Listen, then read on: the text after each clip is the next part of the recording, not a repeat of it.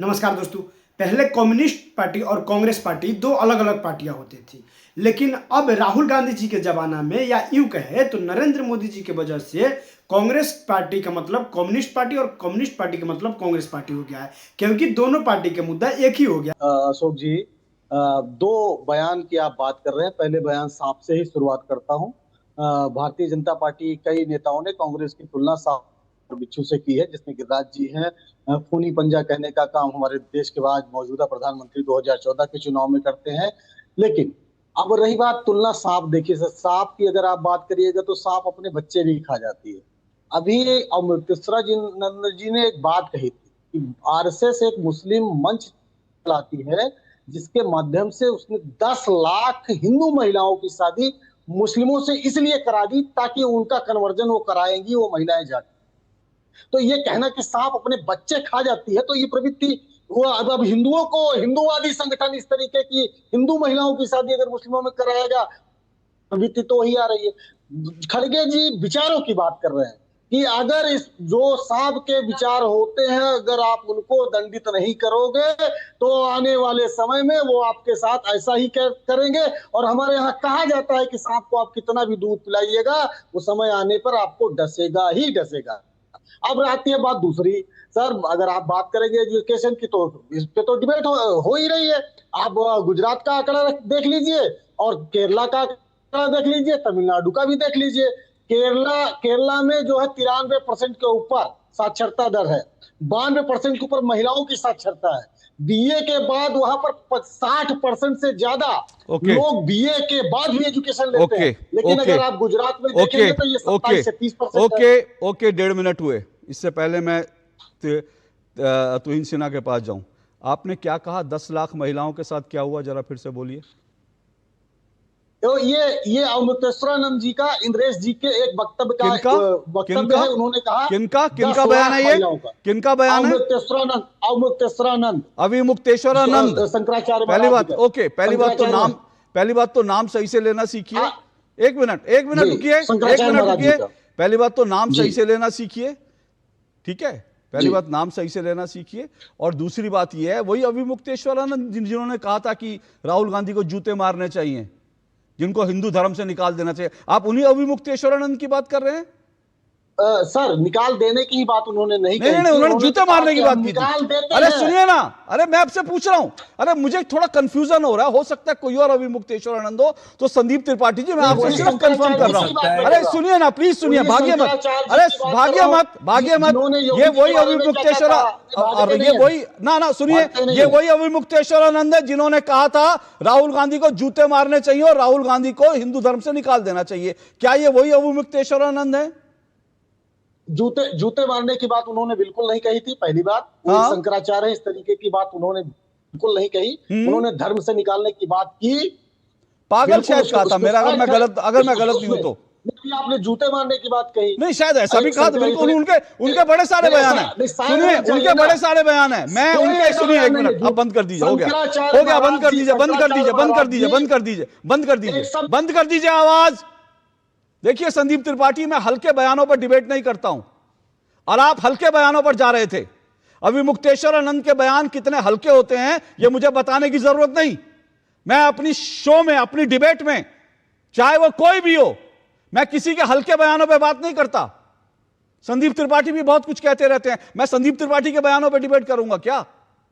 अब मेरा यह स्तर रह गया क्या कि संदीप त्रिपाठी कुछ बोल देंगे और मैं उनके बयान पे, ना मेरा संदीप त्रिपाठी पे डिबेट करने का लेवल है, ना मेरा अविमुक्तेश्वरानंद पे डिबेट करने का लेवल है। मैं आपको पहली बड़ा स्पष्ट कर दूं, तो अविमुक्तेश्वरानंद की आड़ में मल्लिकार्जुन खड़गे को बचाइए मत। अविमुक्तेश्वरानंद की आड़ लेकर मल्लिकार्जुन खड़गे को बचाने का काम मत कीजिए। और मल्लिकार्जुन खड़गे ने मराने की बात कही है, मैं उस बयान की बात कर रहा हूं।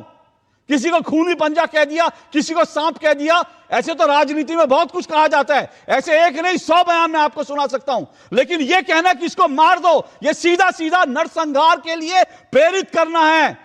और अगर इस बयान का आप समर्थन करने के लिए उतरे तो मैं कहूंगा कि आप असली कांग्रेसी हैं, और देश को असली कांग्रेसियों का चेहरा देखना चाहिए कि जो ये कहते हैं कि भैया इन लोगों को मार दो, खत्म कर दो। और यह भी मैं बता दूं इससे पहले आगे बढ़ूं, मल्लिकार्जुन खड़गे ने कुरान को गलत कोट किया है। उन्होंने पूरा गलत कोट किया है। कुरान में यह लाइन कहीं भी नहीं है, लेकिन मल्लिकार्जुन खड़गे ने कुरान की आड़ में अपने अरमान निकाले हैं। आप संघ की शाखाओं में हम सुबह सुबह जब वॉक पे निकलते हैं तो हम देखते हैं कि लोग डंडे लेकर के परेड कर रहा है, कोई कोई कसरत कर रहा है। किसके लिए कर रहे हो आप आज के जमाने में?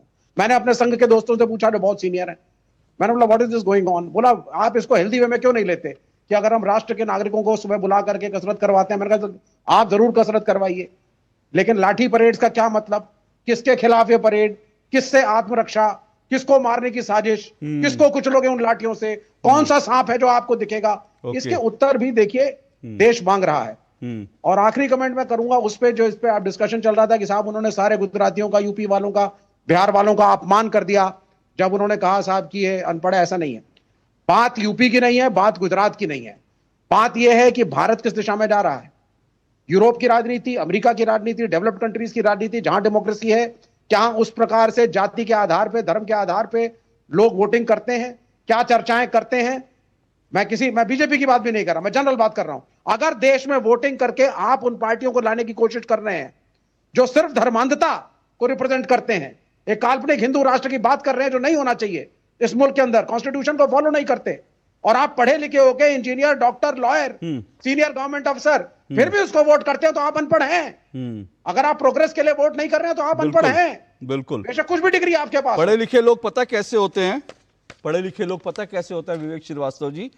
पढ़े लिखे लोग वो होते हैं जो बम बनाते हैं, और पढ़े लिखों की सरकार वो होती है जो बम बनाते हुए जब आपका आदमी मारा जाता है तो आप उस बम बनाने वाले, अवैध रूप से बम बनाने वाले के शान में बाकायदा उसको शहादत का दर्जा देकर और उसकी याद में मेमोरियल बनाते हैं। ये पढ़े लिखे लोगों की जो सरकार है, ये जो विवेक श्रीवास्तव जी की जो डेफिनेशन है, ये पढ़े लिखे लोगों की सरकार है, जहां पर ऐसी पार्टियां राज करती हैं जो बम बनाकर अवैध रूप से घर में बम बनाने वालों की याद में स्मारक बनवाती हैं। और पढ़े लिखे लोगों में किस तरह की राजनीति होती है जो विवेक श्रीवास्तव कह रहे हैं पढ़े लिखे लोग? वहां पर नेता ये कहते हैं कि अगर तुम्हारे सामने कोई विपक्षी आ जाए तो अपनी महिलाओं को आगे कर दो, महिलाओं से कहो अपने ब्लाउज फाड़ लें, और उसके बाद विरोधी को कहो कि भैया देख तूने मेरे महिलाओं के साथ ये किया। क्या बयान है पढ़े लिखे राज्य में राजनीति का? क्या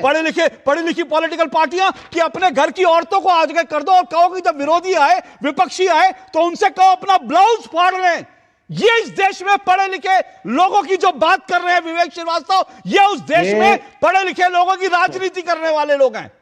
ये इस देश में पढ़े लिखे लोगों की राजनीति करने वाले। बहुत बढ़िया पढ़ा लिखाई, बहुत बढ़िया पढ़ाई लिखाई आप लोगों की महिलाओं से राजनीति करें, ये पढ़े लिखे लोग। मैं यही कह रहा हूं, इस देश में हो क्या रहा है? इस देश में जो नफरत फैलाई जा रही है ना, उस नफरत को कारण, उस नफरत को चलते जो है ना, इस देश में राज्यों को राज्यों से बांटा जा रहा है, जाति को जाति से बांटा जा रहा है, और अब यह भी कहा जा रहा है कि महिलाएं ब्लाउज फाड़ करके राजनीति करें। और अगर आज खड़गे जी का बयान नहीं होता तो आज मैं केरल पर चर्चा कर रहा होता, जहां ये बेहुदा अश्लील किस्म का बयान दिया गया है, जहां यह कहा गया है कि अपने ब्लाउज फाड़ करके महिलाओं को आगे कर दो। यह राजनीति का स्तर है।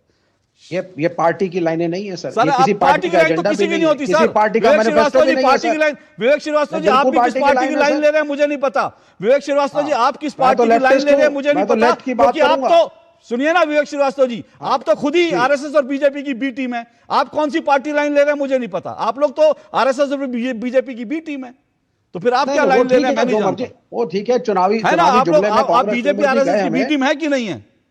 नहीं हम नहीं है, वो 9 अप्रैल के बाद क्या बात कर रहे हैं, क्या बात कर रहे हैं आप? विवेक श्रीवास्तव कह रहे हैं, विवेक श्रीवास्तव कह रहे हैं हम कांग्रेस की, हम बीजेपी आरएसएस की बी टीम नहीं है। राहुल गांधी कह रहे हैं कि विवेक श्रीवास्तव और उनकी पार्टी जो है वो बीजेपी आरएसएस की बी टीम है। प्रियंका गांधी वाड्रा कह रही हैं कि भैया ये जो आरएसएस बीजेपी की बी टीम है ये लोग, और ये कह रहे हैं हम बी टीम नहीं है। बताओ, अब बताओ, राहुल गांधी सही बोल रहे हैं, प्रियंका गांधी सही बोल रही है, मल्लिकार्जुन खड़गे सही बोल रहे हैं, मुझे नहीं पता। लेकिन फिर से कह रहा हूं ये कहना कि किसी स्टेट के लोग धर्मांध होते हैं क्योंकि इसको जिता देते हैं, तो ये आपके सामने ये है कि ये अगर पढ़े लिखों की राजनीति है तो मुझे इस देश की पढ़े लिखे लोगों की राजनीति से इस देश को बचाना है, जहां पर महिलाओं को आगे करके उनसे कहा जाता है अपने ब्लाउज फाड़ लो।